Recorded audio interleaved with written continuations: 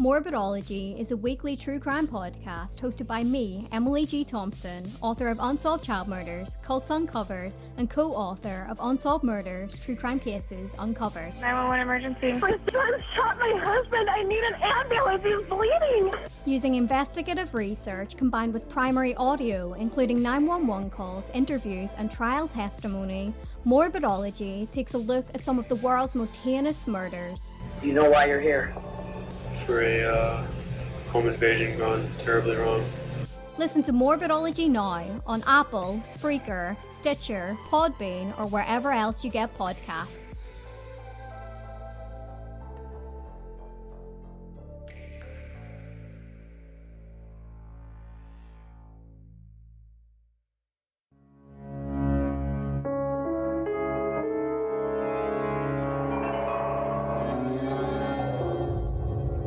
This is True Consequences, a true crime and mystery podcast with stories based in New Mexico in the American Desert Southwest.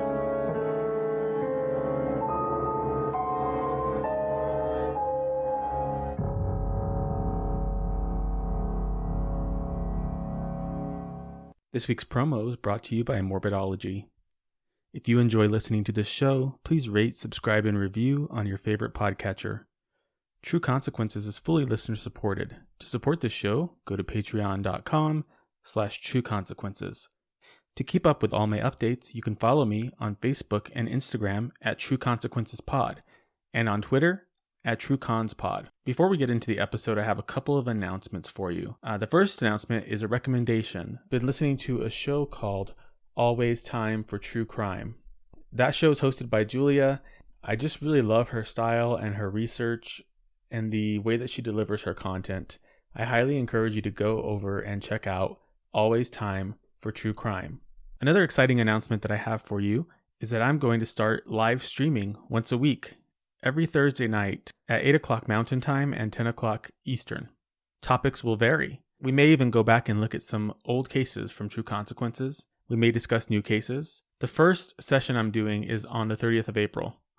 And it's going to be a Q&A, Ask Me Anything format. So bring all your questions. In order to watch this live stream and interact with me, you'll need to go to getvocal.com. That's GETVOKL.com. You can either download the app to your Android or iOS device, or you can view from a desktop or laptop computer. The best thing to do is set up an account on GetVocal. Subscribe to my channel, that way you'll be notified in advance when I schedule a live stream, and you can join me. Talk to me, let's connect. Especially now that things are so crazy with us being separated, doesn't mean we can't connect still. Check me out at getvocal.com, search for True Consequences. The following episode discusses themes which may be difficult for some listeners.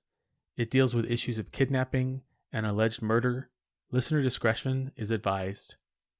Imagine it's a normal fall afternoon. You and your family are going about your normal daily business. Your child sets out to do something that they do every day, and you, of course, think nothing of it. After all, they do this all the time. Now imagine your child disappears, seemingly out of thin air.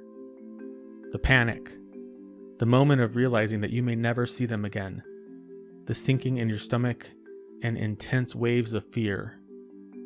This is what Patty Doel of Belen, New Mexico experienced in 1988 when her daughter Tara Calico ventured out on her daily bike ride. The afternoon of September 20th would be the last time that Tara Calico was seen by her family and friends. This case gripped the nation, and news of this disappearance spread quickly. There seemed to be little in the way of clues to help uncover what happened to Tara, until a mysterious photo was discovered nearly 2,000 miles away in Florida. This made her disappearance even more bizarre, and the photo only raised more questions. It's now been 32 years since Tara vanished, and the case is still considered unsolved. There are lots of rumors and theories about what happened to Tara, and honestly, it can all be so confusing to sift through. Today I'm joined by my friend Alex. You may remember him from the West Mesa Bone Collector episode. Alex and I discussed this case as best we can in one episode. If you want to learn more about Tara's case, there's a very thorough investigative podcast that is done by Melinda, the host of Vanished, the Tara Calico investigation. Melinda was able to interview key witnesses in the case. She was also given access to the entire case file, or at least what was left of it.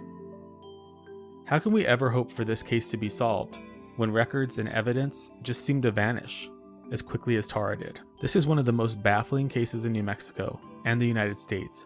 It's certainly one of the most baffling cases I've ever looked at. I am Eric Carter-Landin, and this is True Consequences.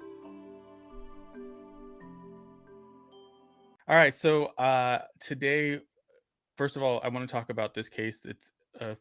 It's insane, like the amount of twists and turns and different theories and things that have come out. It's an old case, and I did try to reach out to Melinda Esquivel. She is a podcast producer.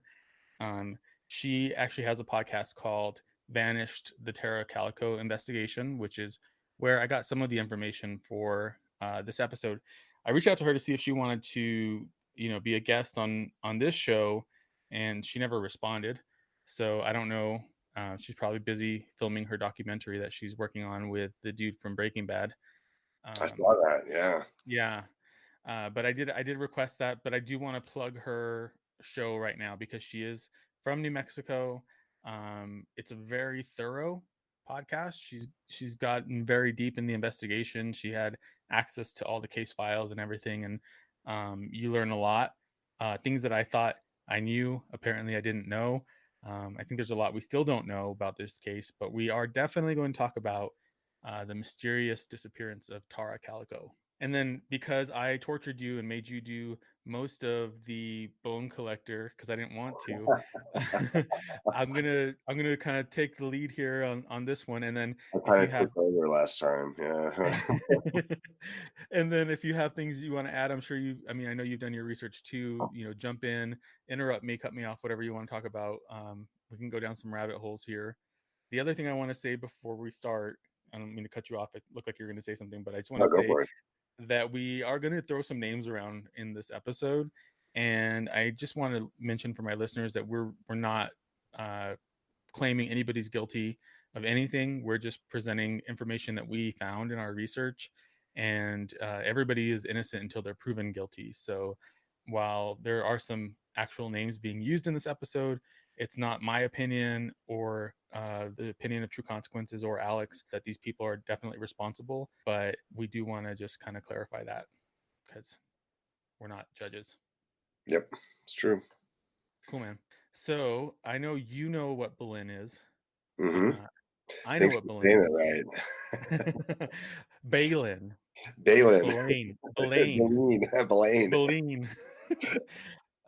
So for those of you listening or watching right now, we were talking about all the different YouTubers and podcasters that mispronounced the city Belen, and it's not their fault. They're not from here.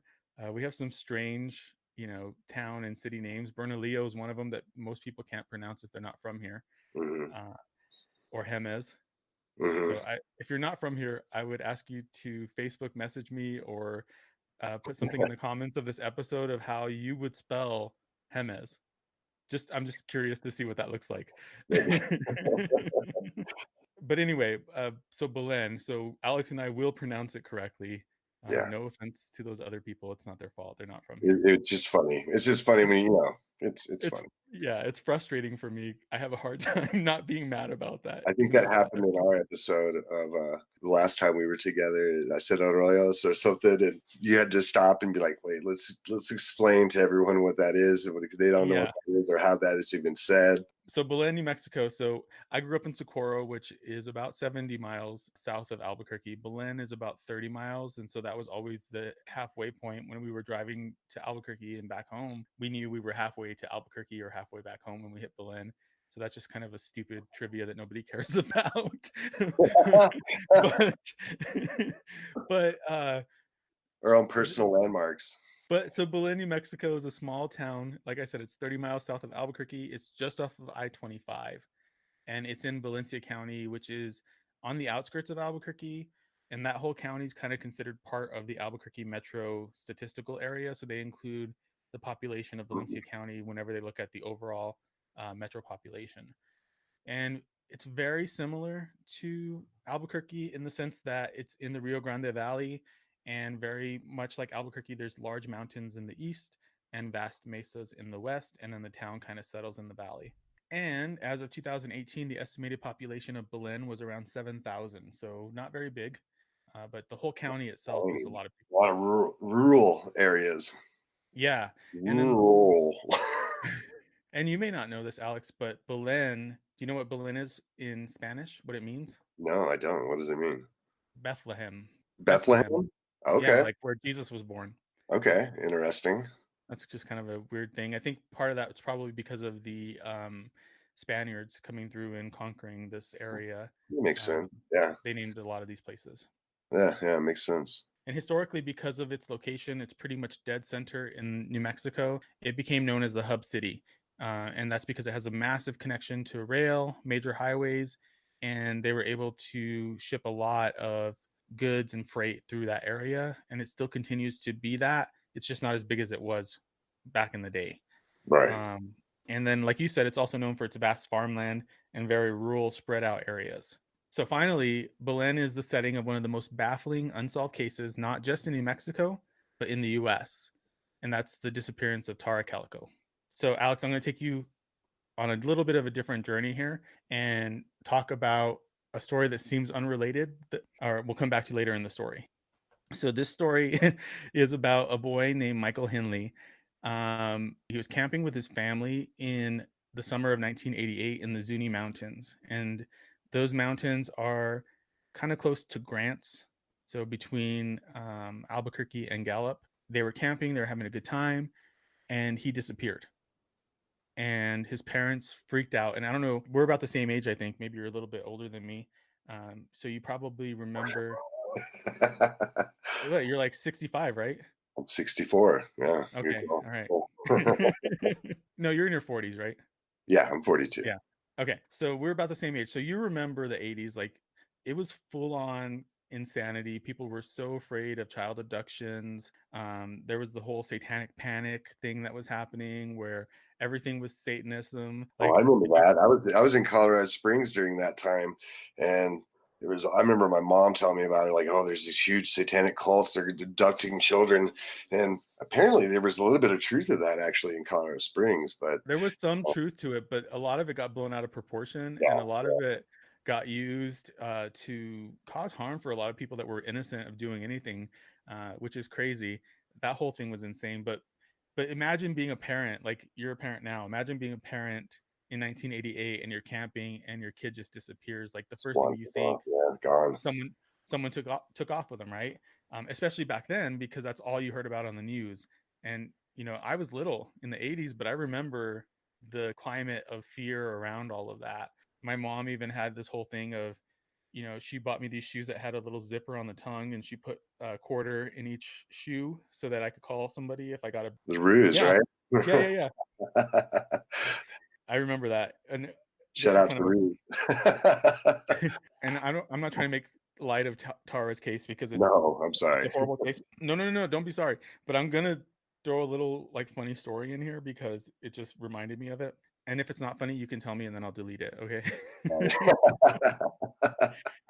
So when I was, I think like 3, maybe, my mom was telling me about, all these kids that were getting abducted and molested, and like she explained it to me and like what it meant, and she was just trying to get me to like be more aware of things. And she said, oh yeah, and if a stranger comes and they offers you treats, then they're probably going to try to abduct you, and they're probably going to try to molest you. And this is so stupid. I was such a scared kid, right? So we go to the grocery store and there's these little Catholic ladies out front with a bake sale. And so the lady goes, oh, mijo, how are you? Oh, do you want a cookie? And I took off fucking running as fast as I could, screaming, I don't want to get molested, like, crying. That's hilarious, man. When you were 3? I was 3, yeah. And that lady, she was so shocked. She didn't know what to think. She was just like, what is happening with this kid? That's the point is I think that climate was very palpable for everybody during that time. Everyone was very hyper aware back then. Yeah, and I think that Michael's disappearance for his parents was probably immediately in their minds. That's what they thought. Family searched the area surrounding the campsite, and they weren't able to find him. And they continued hoping that there would be some clue or lead that would help them find their son. But unfortunately, they wouldn't get any kind of closure for that for several months. Now let's talk about Tara. So Tara was a bright, promising sophomore at UNM. She attended the Valencia campus, which is kind of close to Las Lunas, which is just north of Belen. Tara was popular. She was well liked by her peers, and she was seen as very active and athletic. She loved cheerleading, softball, tennis, skiing, all those kinds of activities. She was constantly involved in sports and exercise. It was everything to her. So September 20th, 1988 started just like any other day for her. She left her home in Belen on a bike ride that she regularly took. It was 34 miles round trip. Yeah, it's a lot. That's a lot. Yeah. She had some concerns about this ride, in particular because she was having trouble with one of her tires on her bike. So a lot of reports claim that she took her mom's bike that day, which was a pink Huffy. She would always ride her bike along the same route, which was Highway 47, which is one of the highways that goes north and south. It connects Socorro all the way to Albuquerque, and it's a small road. It's one northbound lane and one southbound lane. That's it. She would often go with her mom, Patty Doel, but Patty had stopped taking that bike ride because she had a weird experience where she was being harassed by an aggressive driver. So she tried to convince Tara to bring pepper spray or mace with her on this trip to protect herself, and Tara brushed it off and was like, "Don't worry about it, Mom, it's fine." She was known to be very independent and strong-willed, so she really didn't feel the need to bring mace with her. Plus, like, back then it was still, even though there was all these child abductions happening, it was still, I think, relatively safe to do that in a place like Belen. Right. It was common, I'm sure. Yeah. I mean, I think I grew up just out on my bike all over Socorro without ever worrying about any of that, even though, it was because I felt like I knew what I needed to do. I think probably Tara felt the same way. Like she knew she could deal with it if she had to. Right. Yeah, you've been preparing it since you were a kid, since the candy cookie incident. I was 3. Since I was running away from the nuns. Yeah. So on her way out, Tara told her mom that if she wasn't back by noon to come looking for her because she had a date with her boyfriend at 12:30 to play tennis. And there's an investigation discovery episode of Unsolved about this case. It's pretty short, but they interviewed Tara's sister. And her sister describes Tara as extremely athletic and organized. Now, for me, I barely exercise at all. Like I just, it just don't because I'm lazy. I probably should. I have high blood pressure and all these other things that I should probably exercise, but I don't. I can't imagine you riding 34 miles on a Huffy. No, dude, that would do me in. I would be dead. That'd be it. Yeah. And then, not just that. She's like, "Hey, 34-mile bike ride, cool. Then I'm gonna go play tennis, which is also like tennis. super intense exercise." Yeah, makes sense. So I guess her sister described her perfectly, when she talks about how extremely athletic she was, because that is way above my head. I can't figure that out at all. So another characteristic Tara was known for was her meticulous planning, and the idea that she was going to ride 34 miles in about 2.5 hours. It just seems a little intense, like not likely that she'd be able to make that entire trip, which would make sense why she would tell her mom to come find her if it was 12 o'clock. Because I think 2.5 hours, even if you're in great shape, that's pushing it for that long of a drive probably. But what do I know? I don't do shit like that. I've never gone for a bike that long, ever. No. I think the most I've done is like 10 miles. I'm not even sure. That's sad. Yeah, it is. She wanted to make sure she didn't miss that date with her boyfriend, Jack Cole. So she put her cassette tape in her Walkman and her headphones on, and she headed out for a bike ride. Do you remember Walkmans? Oh yeah. I definitely had a Walkman with the bass boost and everything, and then I eventually got the CD Walkman, That was even better. You'd do like the anti-skip, but you had to replace the batteries like every 10 minutes or so, you know? So for the younger listeners that may not know what the hell we're talking about, Yeah, right. a Walkman was a cassette player, a portable cassette player. So if you like watch any old 80s movies, you see them with their stereos. Those things were giant, like the ones they held on their shoulders. They were huge. Oh, the boom boxes. Yeah, the boom boxes. So like the Walkman was just a small, it's like an iPod, but for cassette tapes, right? Yep. That's probably the best way to describe it. But even iPods are old now. So And if you're really fancy, you'd get the sport Walkman that was yellow. You know what I mean? what she had. That's what Tara had. It was like waterproof, you know? Yeah. Yeah. She probably needed it for all the exercise she was doing. I'm saying. So, needless to say, her mom, Patty, became very worried when Tara didn't show up at noon. And she started to drive around looking for her along the route that Tara was known to take. Remember that her mom used to go with her, so she knew this route as well. She drove up and down Highway 47 and then decided to go home to see if maybe she had missed Tara. Maybe her bike would be in the garage, and hopefully she was playing tennis with Jack. But when she drove up, she noticed that the bike wasn't there, and she started to panic. Meanwhile, Tara's boyfriend Jack calls to the house because she didn't show up for the tennis date. And when he learned that Tara was missing, he immediately leaves to help her parents find her. And so I'm going to just say, like, I'm probably not going to do as good of a job on the specific details of this case as like Melinda has, because I think I've been researching this for about 3 weeks now. So it's taken me a lot of time. I still don't feel like I'm going to be able to do this justice in one episode. So I just want to qualify that and say, if you want more in-depth detail, listen to Melinda's podcast. Right.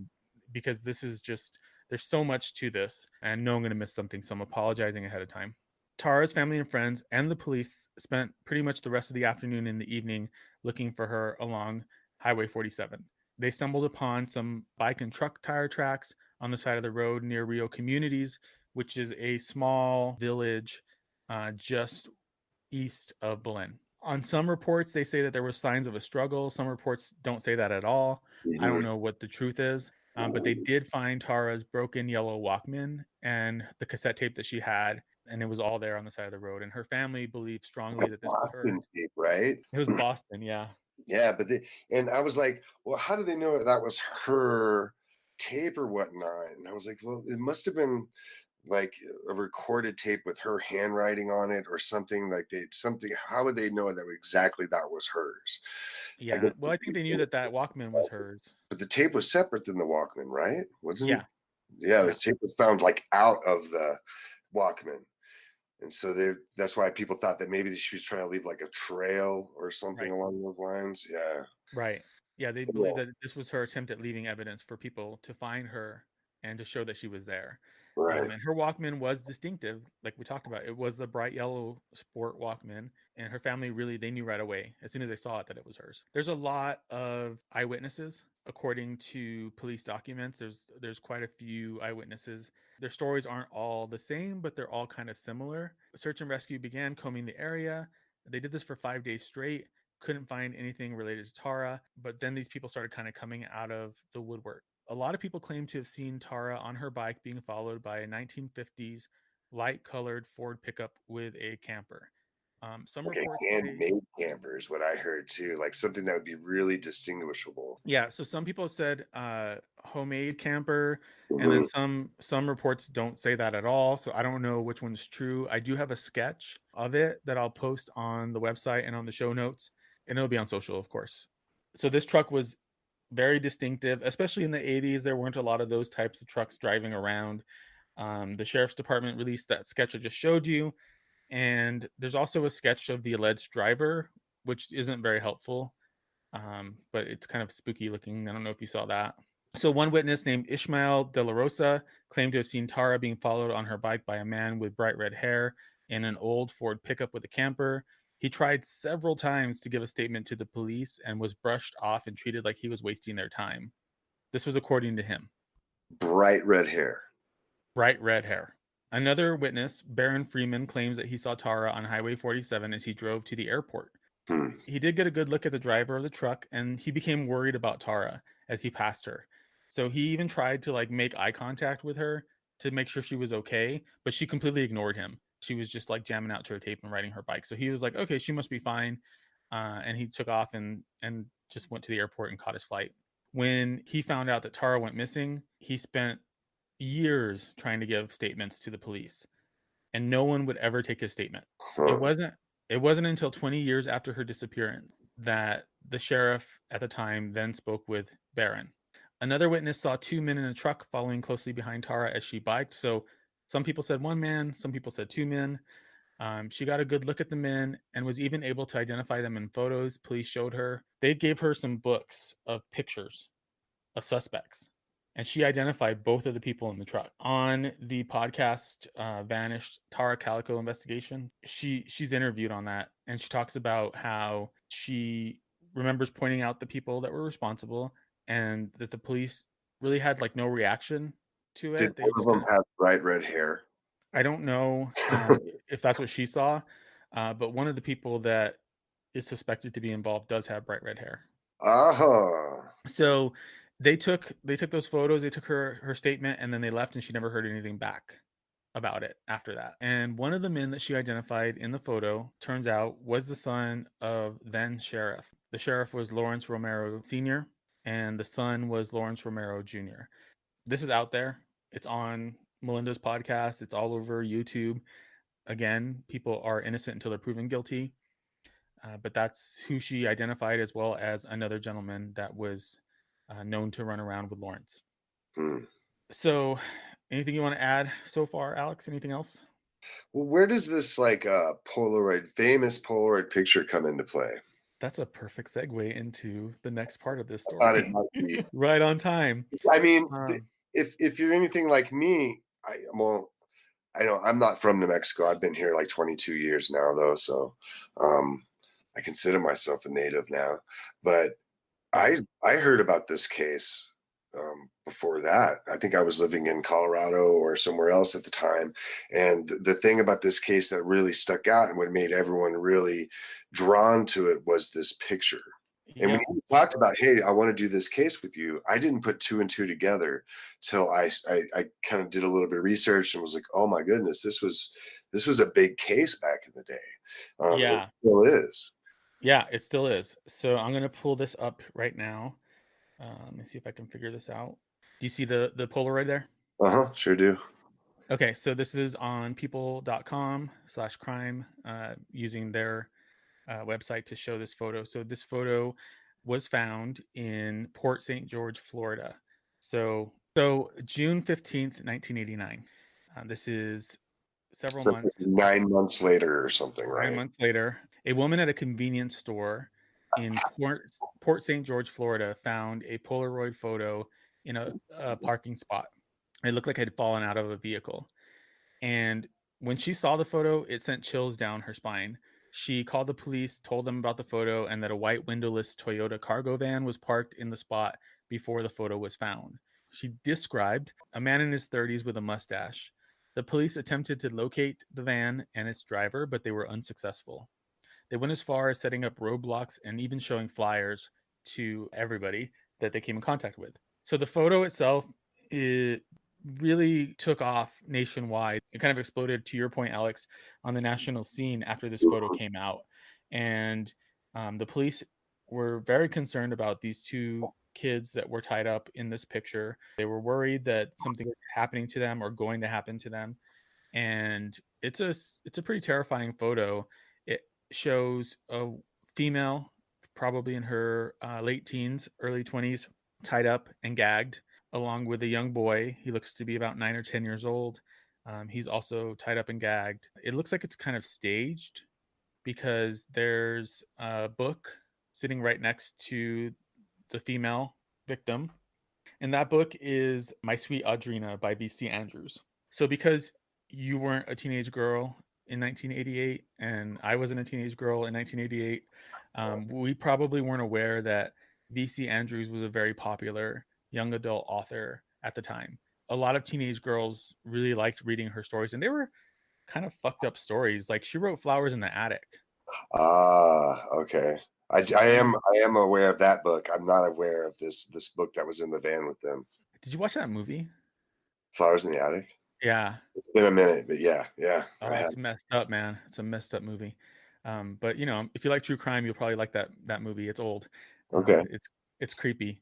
Um, VC Andrews was known for dealing with topics like incest and domestic violence and all these like really intense things. So it's just funny that was kind of popular with teenage girls at the time. But Yeah, right. That's pretty dark. yeah. But what am I like? Who am I to talk? I'm into true crime and all this other stuff too. So Right. yeah. That's So who true. am I to judge? Tara was a fan of VC Andrews, like most teenage girls her age. There's been speculation about it being her favorite book. I think Mom had said that, right? Yeah, that was her. And I've heard that, but I've also heard that her mom said that it was her favorite author.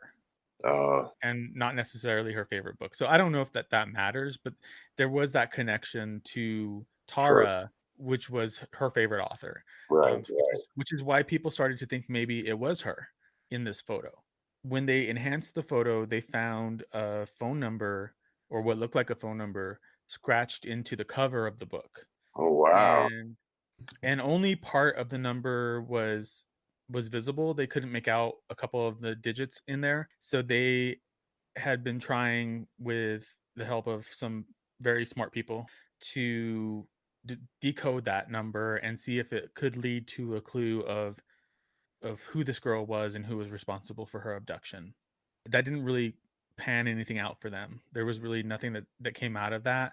And on Melinda's podcast, she talks about reminding her listeners not to try to figure out the phone number and call people, because the chance of that number even being in service anymore is pretty small.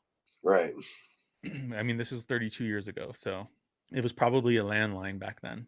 This kind of brings back Michael Henley's story. So when this photo explodes on the national scene, Tara's family says they think that it's her, and Michael Henley's family stands up and says that they think that it's Michael. Both Michael's parents and Tara's parents go to Port St. George, Florida to look at this photo. They're both convinced. I think to this day, family is still convinced that is Tara Calico in that photo. I don't think it's likely that it's her, honestly. Well, didn't they have like the FBI look into it, and even Los Alamos Labs looked into it, and they all had different conclusions, right? Yeah, so the FBI and Los Alamos Labs both analyzed the photograph thoroughly. They both claimed that it wasn't Tara, but Scotland Yard also analyzed it, and they disagreed with the FBI. They believe strongly that the photo was Tara. It's hard to say. I think you could split hairs on this whole thing, and Los Alamos did. There's a report out there. I haven't seen it, but Melinda goes through it word by word, where they're talking about the waviness of her hair, the shape of her eyebrows, the shape of the jawline. They're comparing, different photos of Tara to this, which is why they felt strongly that it wasn't her. But people who know Tara still claim that photo was her. Let's say it's not her. That's still a really creepy photo to be finding. And so who are those people in the photo then? Right. Do you think it's one of those situations where someone mocked it up just to stir up some issue, or, because I mean, honestly, you can't see that their hands really are bound in that at all. I mean, it's such a mysterious photo. It's scary. It's creepy. There's a lot of theories out there about the photo being staged. There's even a theory that it was a joke, that parents thought it would be funny to take a picture of their kids like that. But if you look at the eyes of the boy, that's what I'm saying. The eyes of that kid, the girl, not so much, but the eyes of the boy, there's something. He looks scared to death to me. He looks terrified. Yeah, she looks pissed off. He looks scared. That little boy looks scared. Yeah, and Patty, Tara's mom, said that's exactly how she would expect Tara's expression to be in that situation, that she would be pissed off. She wouldn't be scared. She would be mad. So she thinks that she's glaring at whoever the person is that took that photo. And if you look at her eyes, she does look really angry. Oh, it's a definite mean glare for sure. Like a death stare, right? Yeah. And there was I know that she had a scar somewhere from an injury and a birthmark on her leg or something, and those were supposedly in the photo as well. I mean, I haven't been able to, observe this photo as close as some of the experts have, obviously. I just saw it fine. And I can't see anything like that. It looks very hard to see. It's a Polaroid. The detail in that photo is hard. Yeah. And the FBI even went as far as going to Polaroid to ask them to look at the dyes and stuff that were used in that picture. And they were able to determine when that photo was taken based on when that lot of film was released into the public. Wow. But for me, I mean, the question is, why did that photo get found in Florida? I think that's a question no matter what. Why was it found in Florida? If it isn't Tara, then, they probably still want to find whoever that is. But it doesn't seem like anybody's come forward to say that might be my daughter who was missing, or that might be my son who was missing. Did no one else stand up and say hey, that could be my, sister, my brother, my son? Not that I could find. Okay. And I would think that somebody would have mentioned that. Yeah. If that was the case. But I do know that Port St. George back then was a known area for human trafficking and child trafficking to get children to leave the U.S. into other countries. The bottom line is whatever happened to those kids is probably not good. Yeah. And it's really sad. It hurts my brain to think about, is it her? Is it not her? And who is it? And I mean, the parents were on Oprah. Yeah. It's hard to believe that there's still no answers. I don't know. But they thought, though, also in that picture was Michael, right? It was Michael Henley. And so that's the kind of the part where I think that maybe this whole theory of him and her kind of connecting goes awry. Right. So let's talk about that. Michael's parents think it's Michael. Tara's parents think it's her. Mm-hmm. Everybody's kind of proceeding like that's the case. And rightfully so. Michael disappeared in New Mexico same year, a couple months before Tara, and they both vanished. So it would make sense to think that they could be together because they came from the same place. But when I think it was 1989, they did find Michael's body, unfortunately, 7 miles from the campsite where his parents and him were camping. So the autopsy ruled that his death was a result of exposure. Jeez. So it sounds like he just got lost. Yeah. Like he went off to play and he got lost. I mean, depending on what time of year it was, it could have been really cold up in there. And yeah, that's terrible. Yeah. So then that just takes Michael away from that whole photo. So you got to figure out who that kid is in the photo that's not Michael then. And right. Who is that kid? Where did he come from? Who's looking for him? Somebody has to be looking for him. You think someone have to be looking for him. Unless it's all a hoax. Unless it's set up to make it look like it is. Yeah. Yeah. And it happens all the time too. People do stuff like that. It's people claim that they're the killers when they're not the killers, all the time. Like, they send out things to red herrings to confuse police. And it's wild. So that's one theory, actually. Oh, yeah. That the actual people who killed, they think Tara was killed, and they think that the people responsible for killing her staged that photo, drove it all the way to Florida, which is a lot of trouble to go through. But there's accounts of somebody with New Mexico plates being at the same gas station. And wow, that's really going far to separate yourself from, what's happening. It's extreme. Yeah, that's pretty extreme.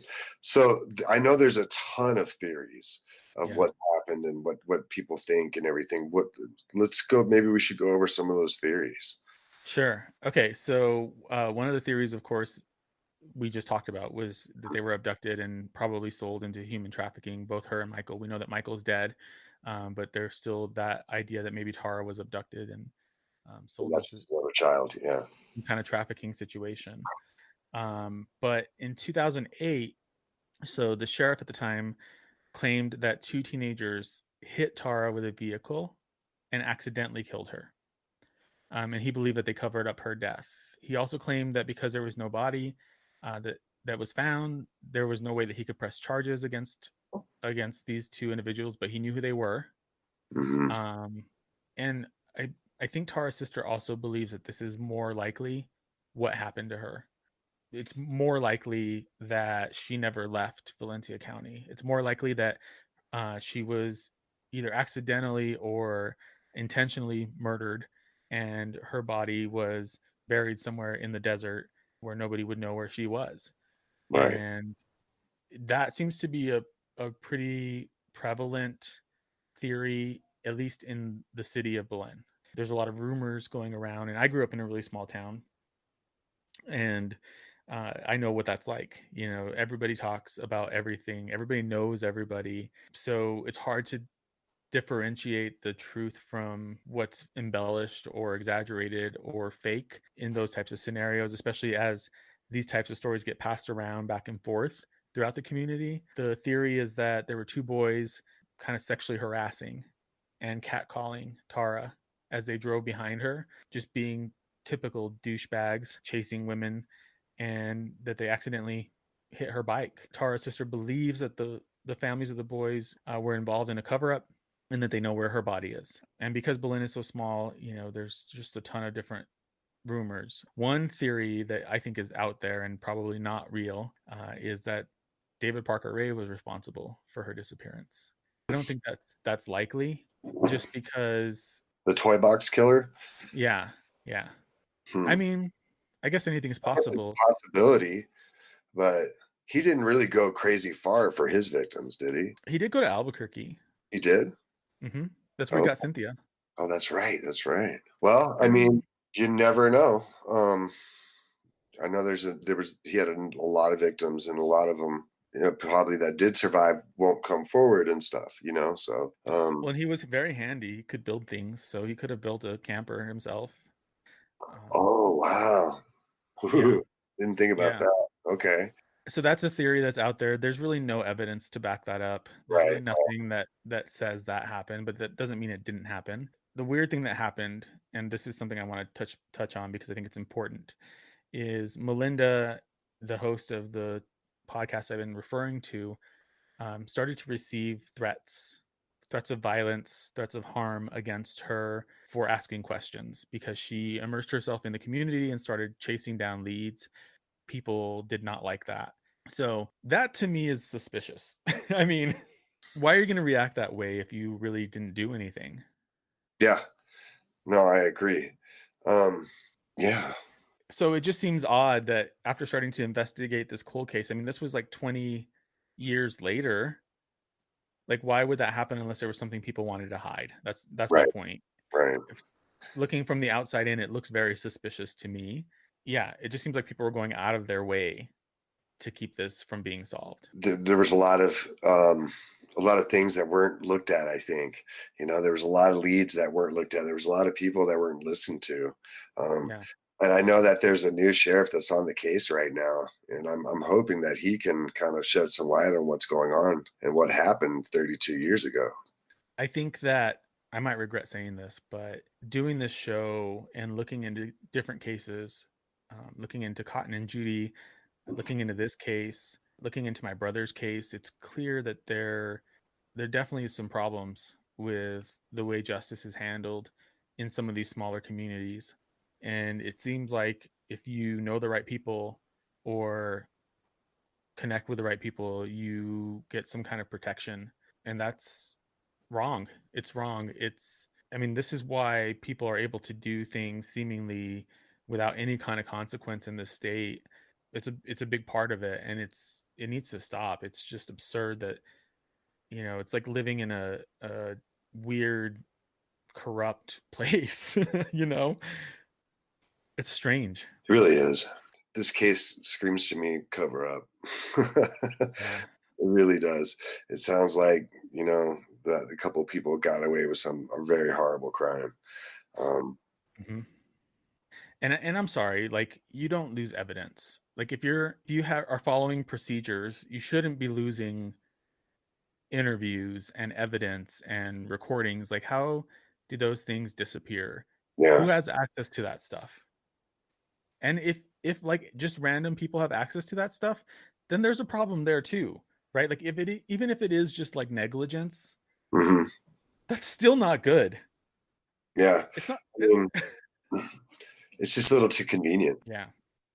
Yeah.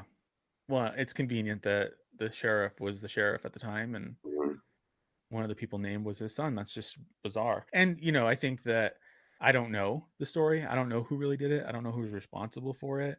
But it all looks very suspicious when you look at it from this side of it, of history, I guess. Oh, yeah. From what I keep hearing from all over the place is like everyone never talks about it, but everyone says they know. They know what happened. Yeah. And just no one's willing to actually come out and talk about it. Yep. It's crazy. Yeah. So I want to read you a couple of these excerpts here. This is the New Mexico Supplemental Report. It's on Patreon, but you can find it online as well. And this is part of the narrative. So this is the state police cold case investigator typing up his thoughts. On Saturday, October 26th, 2013, at approximately 2:16 p.m., I conducted an interview with Frank M., a former sheriff's deputy with the Valencia County Sheriff's Department. They're talking about who was in the room, basically some cold case investigators and Bernalillo County detectives. Mr. M has been dispatched to conduct an interview with Henry Brown, who stated he had information about the Tara Calico case. He wanted to pass it on before he died. Mr. Brown wanted to speak Deputy M because he was the public information officer. So here's the interview. Deputy M said he made contact with Mr. Brown at his residence, and Mr. Brown explained that he was dying and wanted to get this off his chest. Deputy M utilized his department-issued tape recorder for the interview. Mr. Brown explained that around the time of Tara Calico's disappearance, Lawrence Romero Jr. lived in a trailer home his father had as a rental property just down the street from him. Mr. Brown explained that they had made a makeshift basement under the trailer home where they would party and smoke marijuana. Dave S., another friend that was tall and had red hair, would come to the home that Lawrence Romero Jr. lived in, and Mr. Brown would join them to party in the basement. Mr. Brown said that on one occasion they were all drinking margaritas and making fajitas.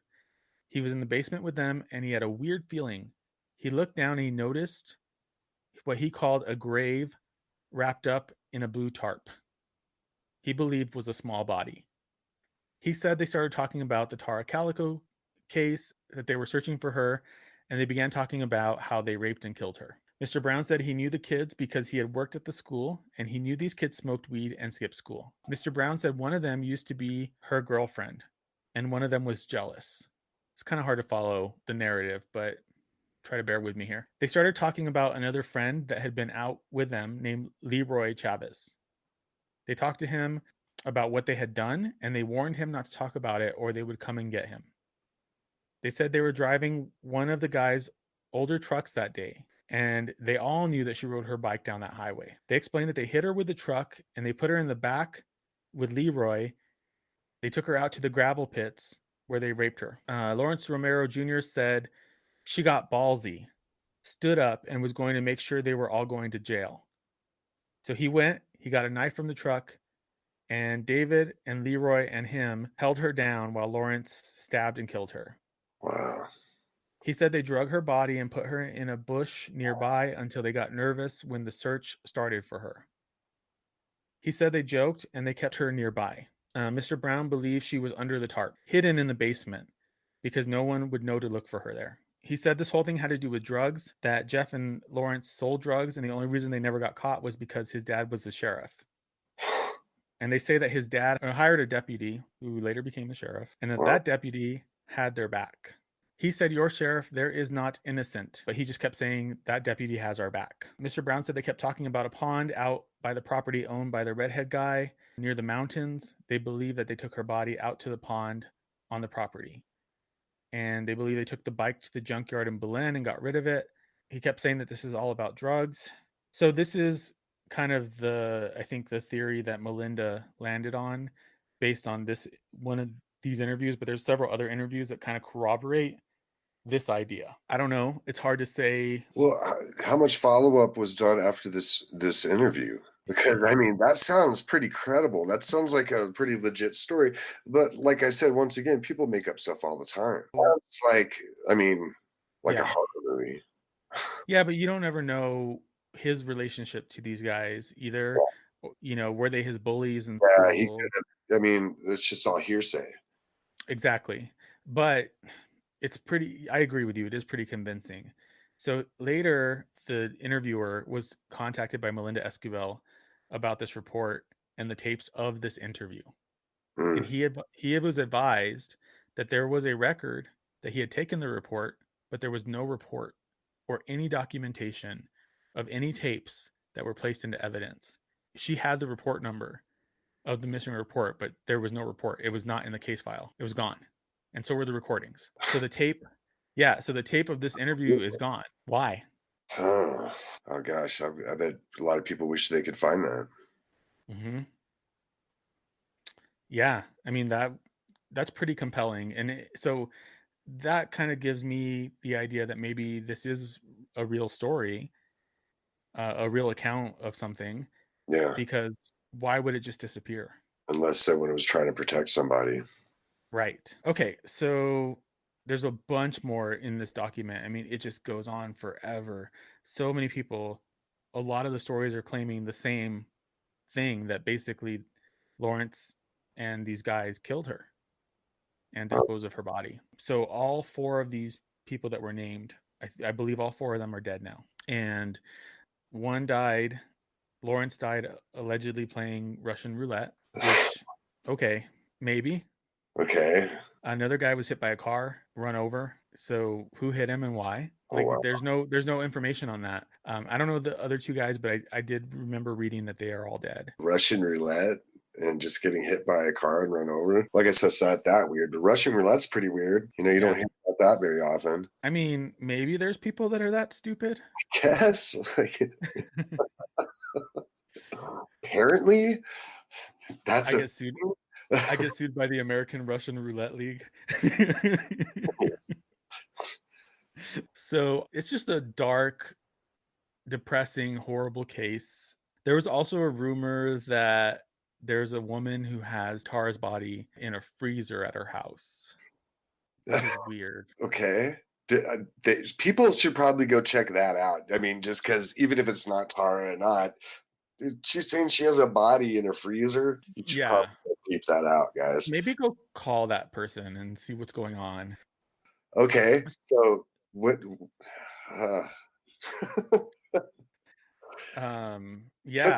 Some lady just called and said, "Hey, yeah, I know what's up. She's in my freezer."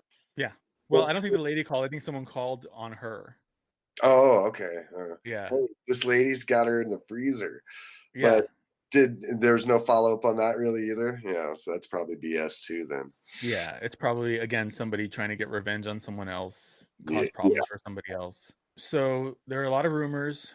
There's a lot of missing evidence. There's a lot of potential suspects in this case. And I was telling you by text this week that, I was going down the rabbit hole with this story. It's just every time you think you got somewhere, there's a new twist to it. There's a new angle. There's somebody saying something different. It's all so convoluted. And I think maybe that's on purpose. Yeah. Conveniently convoluted, What an insane story. And it's been 32 years and it's just everyone goes in circles. It's just I mean, even for the short time that I've been doing some digging on this story, I found myself, and because I was texting you, I'd just be like, oh my God, but wait, what is this? What is this? I was hearing stories that, oh, we saw her in California. She's fine, something, and people were, trying to help out as much as they could, or I don't know. But for some reason, this case has just never gotten anywhere. And then when you start looking from the internal aspect of it, what was going on with the investigations and everything, then you start seeing why maybe this has been so long to be able to be solved, which is unfortunate. It's just not right. I feel really bad for her family. Her mom passed away, never knowing what happened to her daughter. And it really, listening to them talk about her, sounded like they loved her very much. Like she was very much loved and wanted and a very big part of that family's lives. And it's heartbreaking that something this terrible, whatever happened to her, was terrible.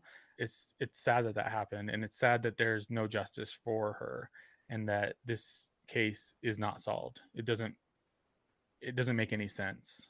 And the FBI is working on it. I know, like, throughout my watching different things and reading. The FBI still is, had their tip line, they're still looking. The Valencia County sheriffs, I know they're still saying, hey, anybody come forward, even the littlest thing, like, I know where her bike is, or just something.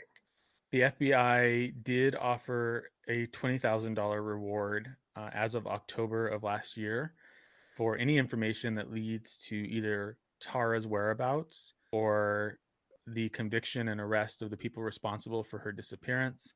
It sounds like she had a bright future ahead of her, and it was stolen from her. If you have any information, you're asked to call the FBI at 505-889-1300. You can also call the Valencia County Sheriff's Office as well as the Bernalillo County Sheriff's Office. Those two offices are still involved in the investigation as well. But it's a sad, terrible case. I probably didn't do justice to Tara's story, and I feel like willfully inadequate. Not willfully, but like I feel completely inadequate in reporting this story because I don't feel like I was able to present her as a person in the way I wanted to, and I feel bad about that because for anybody who listens to my show, that's really important to me. I hope that I did some semblance of a decent job for her and her family. And yeah, if you know anything, just call somebody. Anything else you want to add, or any recommendations you have for the listeners, or anything that you want to say? I want to say something to you, but I'll let you go first. Hey man, just thanks for having me on the show again. I enjoy this. It's a good opportunity, especially now when I'm cooped up in my house, to see somebody's awesome face and get to talk about a really awesome story. Thank you. Yeah, man, I'm glad to have you. I can't wait to have you on another episode. We're already talking about that.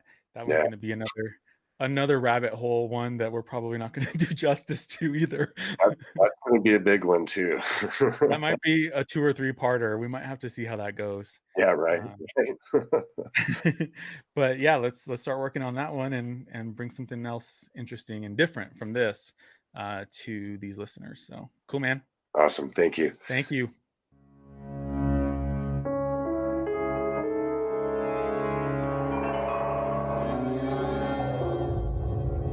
This is True Consequences, a true crime and mystery podcast with stories based in New Mexico in the American Desert Southwest.